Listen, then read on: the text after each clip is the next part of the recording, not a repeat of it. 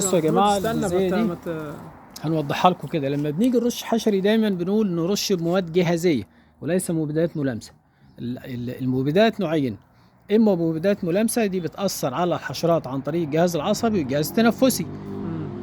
خلاص، فعشان تاثر على الجهاز العصبي والجهاز التنفسي لازم تلمس الحشره. طب معظم الحشرات بتبقى مستخبيه تحت الورق او مستخبيه قاعده تحت هنا اهو في العشه اللي جوه دي تحت الشجر في الرطوبة، مش هتقعد لك في الشمس هي. جميل. يبقى في الحالة دي احنا لازم نرش مبيدات جهازية.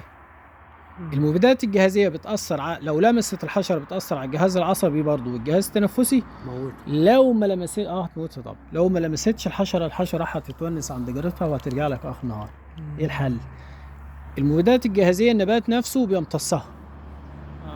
هيرجع فبتسمم النبات كله، فبتيجي الحشرات سواء حشرات قاردة تاكل هتموت، حشرات صاغبة مصة بتنص العصارة برضه هتموت، حشرات لعقة يعني بتلحس سطح الورقة برضه هتموت. يبقى في الحالة دي دايما بنقول نستخدم المبيدات الجاهزية ومعاها مانع انسلاخ. المبيدات دي آمنة في الاستخدام، خلاص عليك على الصحة العامة، آمنة لو عندك حيوانات أليفة، خلاص زي الراجل الجميل اللي بيجري هناك ده، خلاص، آمنة على الأطفال، مفيش اي اضرار اطلاقا من المبيدات الجاهزيه، الى جانب البي اتش اي اللي هو البري هارفست انترفال اللي هي فتره قبل الجمع او ما قبل الحصاد. يعني انا رشيت الحاجه دي على حاجه مثمره، هاكل امتى الثمره دي؟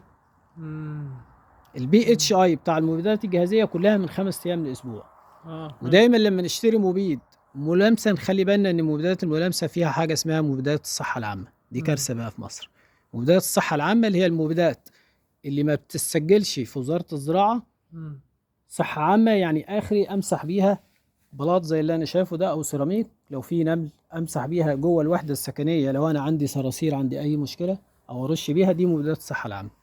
ومع ذلك لا تفضل حتى داخل الوحدات السكنية ما نستخدمهاش. يعني لو أنا عندي صراصير داخل الوحدات السكنية، عندي نمل، عندي أي مشكلة، برضو نستخدم مبيدات جاهزية لأن في أمان صحي في استخدام المبيدات الجاهزية. الحاجة الأخيرة اللي عايزين نقولها، لما تيجي ترش خلي المبيد الرذاذ بتاع المبيد يدخل تحت الشجر تحت. يعني هنيجي مع بعض اهو، ادي الشجر اهو معشش اهو.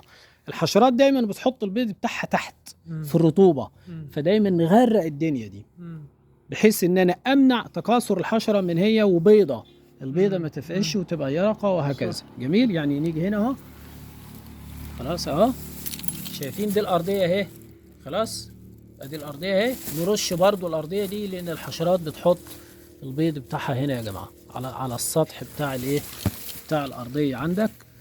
يعني نرش الارضيه كمان. طبعا. الارضيه بتاعت الجنينه دي يفضل انك انت تدخل البشبوري بتاعت الرش وترشها كلها طبعا.